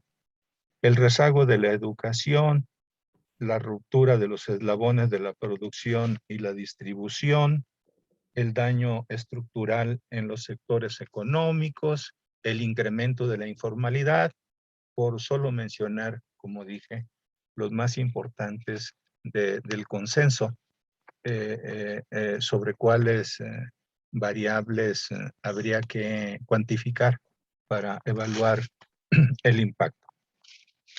Bien, en términos estrictamente de comentarios o suerte de preguntas, pues en primer lugar me articularía con lo último, por Arnaldo, por Arnoldo y por este colega universitario que acaba de intervenir. Normalmente, los que no estamos estrictamente en economía financiera, pues escuchamos decir, ¿no?, que la banca, y por supuesto predominantemente comercial, ¿no?, de servicios de banca múltiple, menos que las de banca de desarrollo, porque estas, aparte de haber sido prácticamente fusionadas, reducidas y en algunos activos privatizadas, pues en realidad está ahí jugando el papel, ¿verdad?, de intermediario, no es ciertamente, digamos, financieramente de los sectores para los cuales especialmente nació. Uno escucha que es precisamente que la terciarización de la economía o el hecho que nos hayamos desplazado de una economía donde preponderaban los sectores fundamentales, industria y agricultura, hacia los servicios, pues es esencialmente por esta, digamos, pues avasalladora presencia, ¿no?, del sector servicios, y normalmente se destaca, entre otros, a la banca. Entonces uno escucha que en realidad, por el grado o los grados tan altos de libertad que posee y que el mismo Estado gradualmente le concedió, pues es, digamos, pues la innovación, digamos, de prácticas bancarias. Vamos a encapsularlo así. Entonces allí quizás alguna consideración que yo esté, digamos, no contemplando para, pues, hacer la consideración a su vez de parte suya que no hay tal cosa. En segundo lugar, la estructura, digamos, oligopólica de la banca en términos de, pues ya, digamos, de la determinación de las tasas de interés para los sectores específicos, es decir, ya más allá en su relación con empresas y con familias, ¿acaso no le asegura un margen, digamos, vamos a decir, monopólico, ¿no? Finalmente, si definimos al oligopolio como compuesto por grandes estructuras monopólicas. Y en tercer lugar, estimada doctora, y en esta, digamos, quizás pretensión medio ingenua de mi parte, considero que debería de verse en el marco teórico y por extensión posteriormente en los recursos metodológicos, esto que nos viene de, digamos, de la teoría económica de inspiración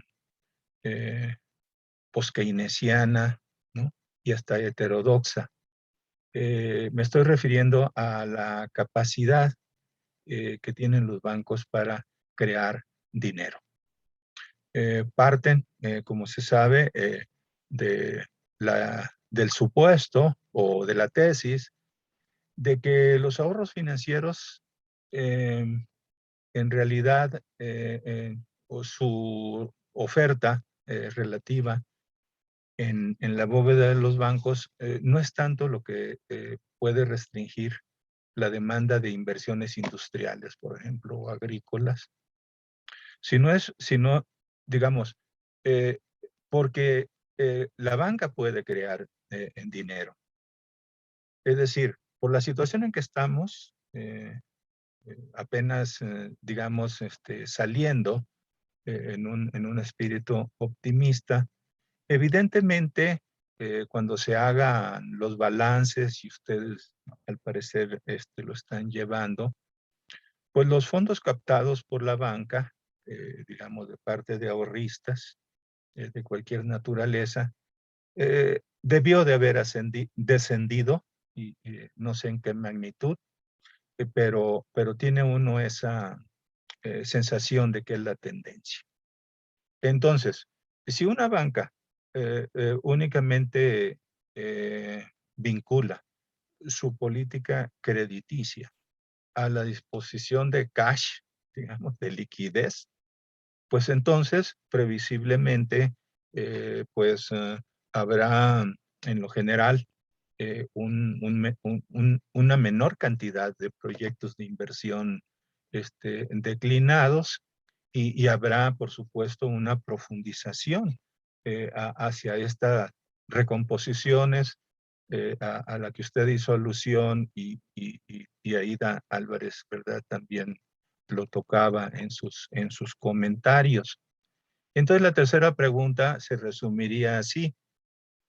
¿Las prácticas bancarias permiten o tienen vetada, ¿no?, la posibilidad de que los bancos, a través de sus mecanismos, que son múltiples, ahora sí que sí, pueda crear dinero y con ello un robustecimiento de los fondos prestables y así poder llevar pues una política crediticia más activa y que por supuesto se transmita al crecimiento económico y al bienestar de las personas. Gracias. Muchas gracias, doctor Benjamín. Pues todas las consideraciones me han parecido interesantes. Me atrae mucho la última, no que sé que las otras dos no, pero la última particularmente me parece atractiva. Si las prácticas bancarias permiten o no esta creación de dinero que robustezca los fondos, el mercado de fondos prestables. Lo que puedo decir en términos de la revisión de la estadística correspondiente al sistema de la banca múltiple, es que sí, o sea, el sistema de la banca ha generado activos, ¿no? Ha vendido activos, ha generado en ese sentido dinero. Lo que no encontramos aún es esto que usted dice, si hay una relación entre eso que capta y que se ha destinado luego a robustecer los fondos, ¿no? Que luego se van para inversión. No encontramos ese vínculo. Pero me hace pensar que la banca múltiple no estaría interesado en eso, ¿no? Al final, si mantenemos esto del asunto del carácter rentista, lo que le importaría a la banca múltiple es extraer el mayor margen financiero posible, ya sea a través de esta extracción de rentas a estos segmentos de crédito o bien haciendo esta diversificación, ¿no?, de activos financieros, ¿no?, participando en el mercado de activos financieros para incrementar sus propios beneficios. De ahí a que se canalice, ¿no?, y que esto tenga como destino una mayor bolsa para conceder créditos, robustecer el proceso de inversión, etcétera, me parece que no es visible en la información y no me parece, mi intuición es que no, ¿no? O sea, el banco es como, lo entiendo como una empresa, ¿no? Busca su maximización de beneficios, pero no necesariamente, el banco o la banca múltiple entiende que esos beneficios no se van a maximizar a través de la concesión de créditos al sector empresarial, ¿no?, hacia proyectos de inversión. Porque ahí sí está esta tesis, ¿no?, de que son más riesgosos. sea, a mí me parece que la captación que tiene y la creación de dinero no tendría mucha relación, es mi intuición, con esta otra parte de la función de la banca, ¿no? Eso es lo que podría decir. No al menos en lo que se observan los datos, ¿no? De hecho, la banca múltiple no ha comprado muchos activos ni ha participado en muchos mercados financieros con otros activos, ¿no? La mayor parte de la renta les extrae de estos sectores de crédito que les comentaba. Pero me parecería interesante profundizar, ¿no? No puedo decir que tenga seguridad sobre esta observación e intuición que tengo, pero sería interesante incorporarlo en el trabajo que estamos haciendo. Sobre la estructura de la banca, ¿no? La estructura monopólica, decía usted, otros dicen oligopólica, ¿no? El grado de concentración que tienen y la competencia y cómo se establecen las tasas de interés que luego impactan a los segmentos de crédito. Me parece que sí, hemos leído documentos que indican que la tasa interbancaria en particular tiene relevancia, ¿no? En el tipo de estructura de mercado del sistema de la banca múltiple. Es algo que hemos leído pero que no hemos incorporado a la investigación y que me parecería que también sería relevante ahora tomarlo en consideración. Sin duda, no es lo mismo decir el efecto de la tasa de interés del Banco Central sobre los segmentos de crédito a decir cómo se comporta la tasa de interés de los bancos, ¿no? Particularmente, que no es necesariamente idéntica a la de la banca central.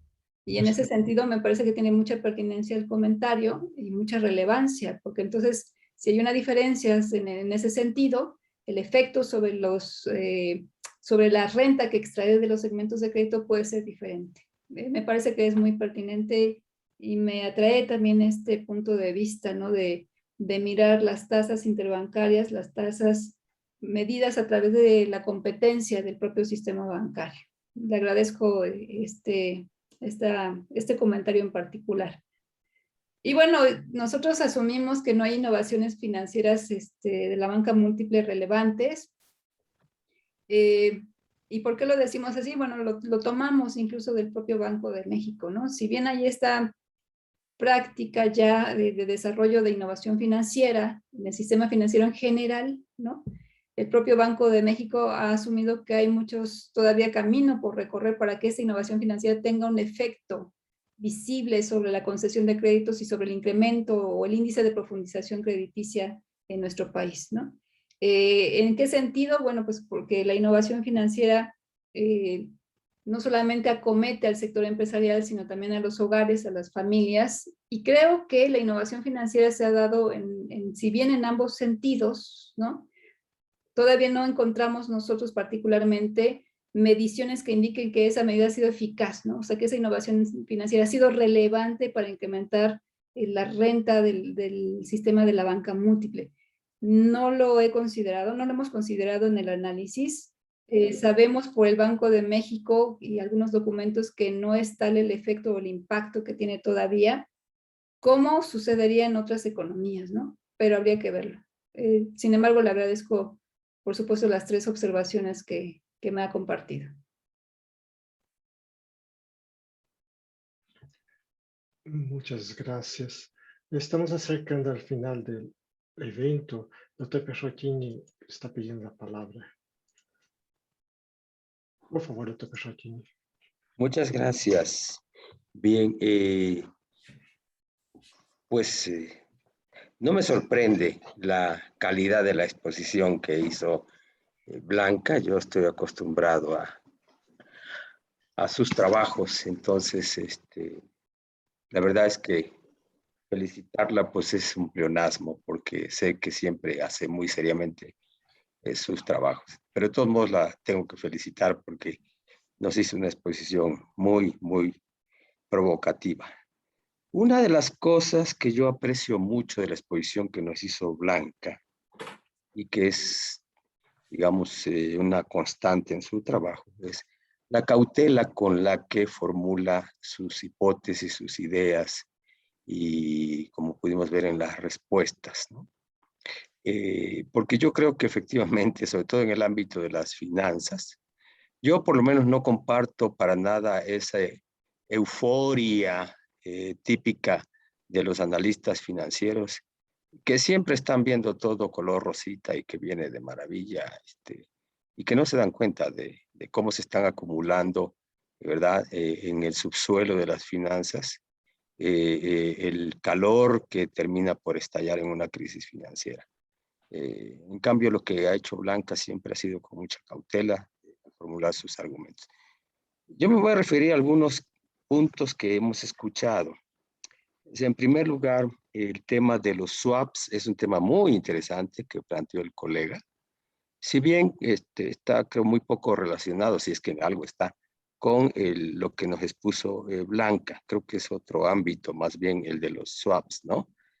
Y no es un problema de que el Banco de México no tenga dólares. Al contrario, tiene muchos dólares. Tiene las reservas internacionales más grandes de toda la historia del Banco de México. Las tenemos ahora. Entonces, no es que no tenga dólares. Los swaps tampoco quiere decir que el dinero vino físicamente a la cuenta del Banco de México. No funcionan así los swaps. Además, en todo caso, sería un problema de liquidez, no de insolvencia.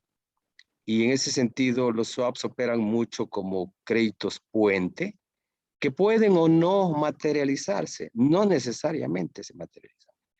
En las finanzas opera mucho, y sobre todo en este tipo de transferencias o de líneas de crédito, ¿verdad? Que son facilities, como lo llaman en inglés.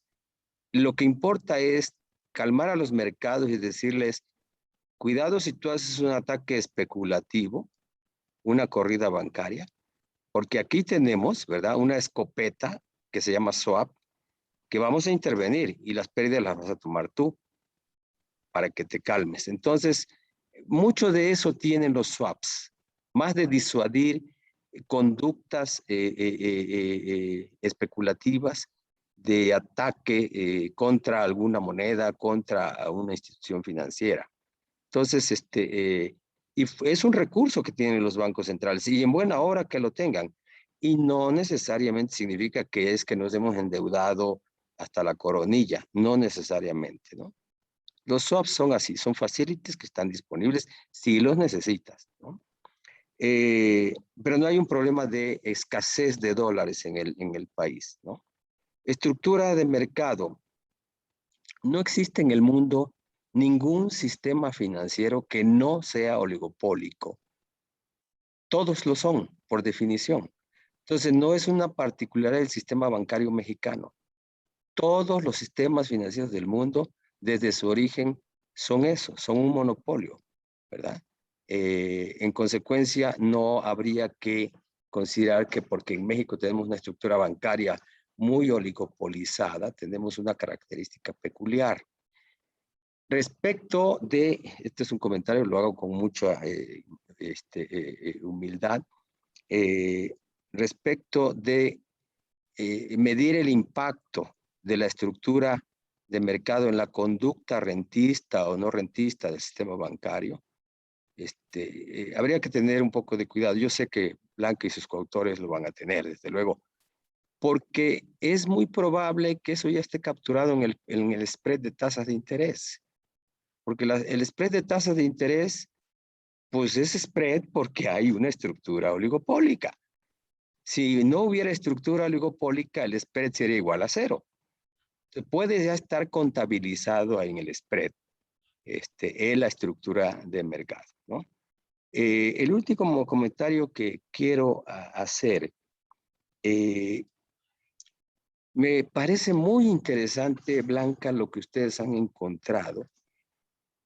Esto último de los hechos estilizados, la verdad es que, sobre todo, lo último que hablaste, me llama mucho la atención, porque, como bien lo dijiste, el crédito es una variable procíclica, ¿verdad? Y bueno, no sorprende que no haya crédito de largo plazo, crédito a la inversión, cuando la economía está estancada, ¿verdad? De hecho, no hay inversión prácticamente, la inversión está estancada. Entonces, pues si no hay demanda de crédito porque no hay inversión, no podría haber una oferta de crédito. Como bien lo dijo el doctor Benjamín García Páez, ¿verdad? Los bancos tienen esta capacidad de crear dinero, porque la moneda es endógena, entonces la oferta responde a la demanda. Pero si no hay demanda, no hay crédito, porque no hay inversión. La economía está estancada. Bien, esto me lleva al siguiente punto. Típicamente, en México hemos tenido esta experiencia y en otros países, ¿verdad? En la Inglaterra de Margaret Thatcher, en Estados Unidos, hemos tenido este comportamiento procíclico del sistema crediticio, particularmente en el sector inmobiliario. Y lo que hemos visto es que cuando hay un boom inmobiliario, detrás de eso está un boom de crédito inmobiliario y crédito al consumo, que ha terminado casi siempre en una catástrofe financiera. Lo sabemos en México, ¿verdad? Lo saben en Inglaterra, lo saben en Estados Unidos. Sin embargo, esta, digamos, baja correlación y diría baja elasticidad que ustedes encuentran, no parece estarnos anunciando que esto que llaman ustedes conducta rentista, es decir, la banca múltiple, barrunte una potencial crisis financiera. ¿Por qué ocurre eso? Creo que sería muy interesante preguntarse las causas de por qué se observa esa baja sensibilidad. La segunda cuestión, y con esto termino, que también habría que preguntarse es, pues si está ocurriendo esto, yo me pregunto,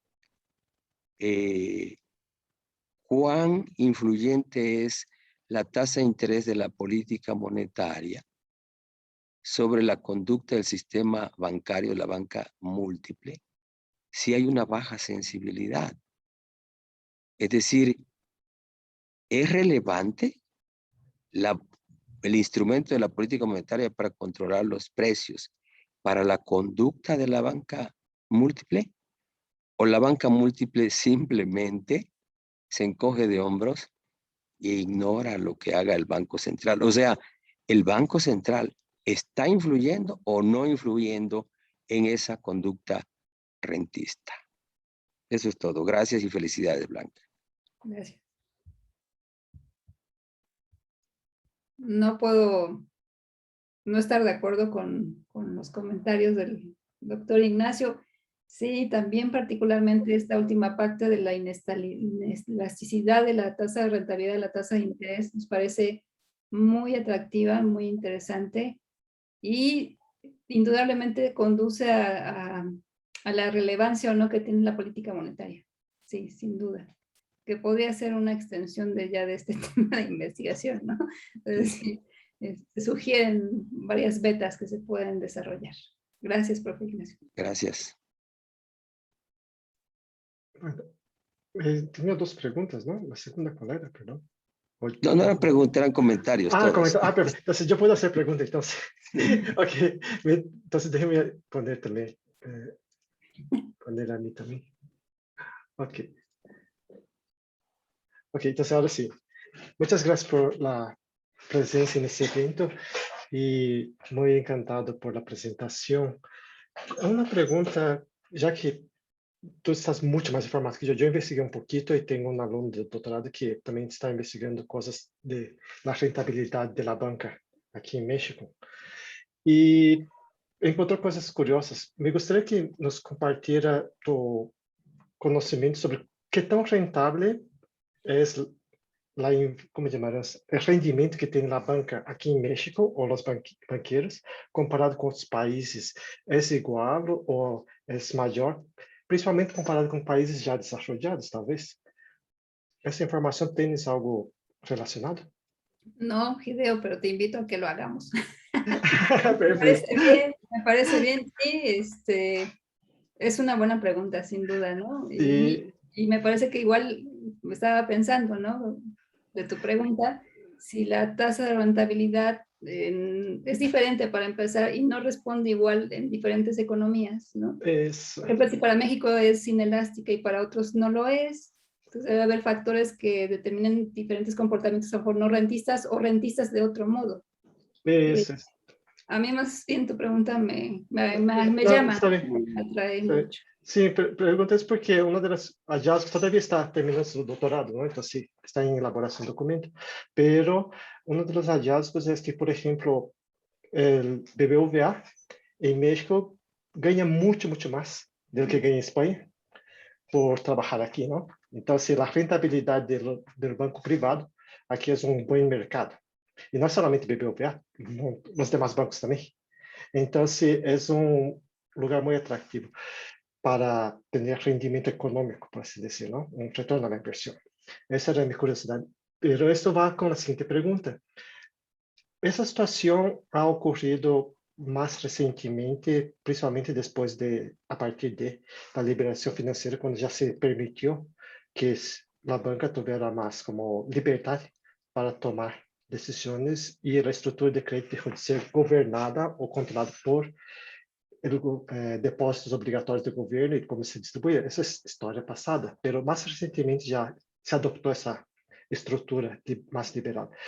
A pergunta é, há alguma forma, alguma sugerência que você lo vislumbra ou considera que poderia ser como factível ou por aí poderíamos ir em sentido de buscar desestimular ou criar estímulos para que frenem este comportamento rentista aquí en México, porque esto está ocurriendo porque lo dejó hacer. Entonces, ¿qué se podría hacer para que no sean tan aprovechados de la situación? Esa sería mi pregunta más puntual. Pues entiendo que en términos de esta discusión de la política macroprudencial, va más por el riesgo sistémico, pero no va por contención del carácter rentista, ¿no? Sinceramente no hay, ¿no? Esa es mi pregunta. No, yo no he leído dentro de la literatura de la política macroprudencial al momento, ¿no? Sí. También se cautelosa en ese sentido. Que haya esta evaluación de las políticas para controlar solamente riesgo, pero no necesariamente no hablan de riesgo en una banca de tipo rentista. Sí. Eso es otra cosa, creo que la política macroprudencial va más en términos del carácter de la banca como lo conocemos bajo el enfoque horizontalista. Sí, sí, sí. Pero no en este comportamiento particular. Sí, por eso que me gustó mucho la presentación que hiciste, porque ya está haciendo un enfoque que ya pone a la luz o expone esa característica de la parte rentista, que es tal vez si frenáramos o si buscáramos que ese comportamiento fuera dirigido, toda esa energía para el sector empresarial, podríamos tal vez impulsar el desarrollo de México como tal, pero no ocurre por la misma característica sistémica de la estructura que estamos trabajando actualmente. Esa era mi pregunta principal, pero bueno, creo que de mi parte sería toda la intervención. No sé si, bueno, alguien tendría alguna cosa más, pero voy a poner aquí nosotros. Aquí, ¿dónde está tu Benjamín? Bueno, ya estamos llegando al final del evento. Muchas gracias por la participación del segundo seminario de Jaime Ross Bosch, la sesión 2 con Blanca Lilia Avendaño Vargas de la BUAP, que nos hizo una presentación muy interesante y muy discutible después, que podemos causar mucha polémica, pero finalmente esa es la intención, buscar la forma con que entendamos algunas características para el desarrollo de México. ¿Qué está pasando con el desarrollo de México? ¿Por qué México está, de cierta forma, estagnado su crecimiento? Entonces, uno de los comportamientos, como menciona Blanca, es el comportamiento rentista de la banca. Si no tenemos recursos para el desarrollo económico y estamos consumiendo todos esos recursos, ¿cómo queremos que crezcamos? Entonces, esa es la pregunta, como llamaremos, que se pone en la mesa el día de hoy. Y comentaba que ya la siguiente semana vamos a tener la presentación de María Isabel Osorio Caballero, hablando sobre la parte de complejidad econômica e desigualdade de ingressos nos estados, que também tem relação, posteriormente vai ter, meu trabalho que vai apresentar, vai ter relação tanto com o que apresentou Blanca, como com o que vai apresentar Maria Isabel, porque vai consolidar as duas versões, como por uma perspectiva mais de alto nível empresarial, porque eu tenho a especialização, ou meu doutorado é em administração de empresas, então assim, eu vejo muito como empresa, rentabilidade e finanças, por isso me gostou também da apresentação de hoje, muito encantado. ¿Algún comentario más, doctor Benjamín, Ignacio, para cerrar el evento? Yo creo que la última palabra la tiene nuestro guía Benjamín García Páez. Bueno, reitero, ¿verdad?, mi agradecimiento a la doctora Avendaño por su magnífica exposición, por su positiva actitud, ¿verdad?, en el alineamiento, como se dice en el argot del béisbol, haber colaborado como, digamos, bateador emergente, de haber anticipado su reunión y pues decirle también que está muy interesante su investigación y aquí estamos en su alma mater, repito, la grande, las que ponen mucho nostalgia, como en el caso de Aida, que te cambié el apellido, perdóname, pero tú sabías que eras tú.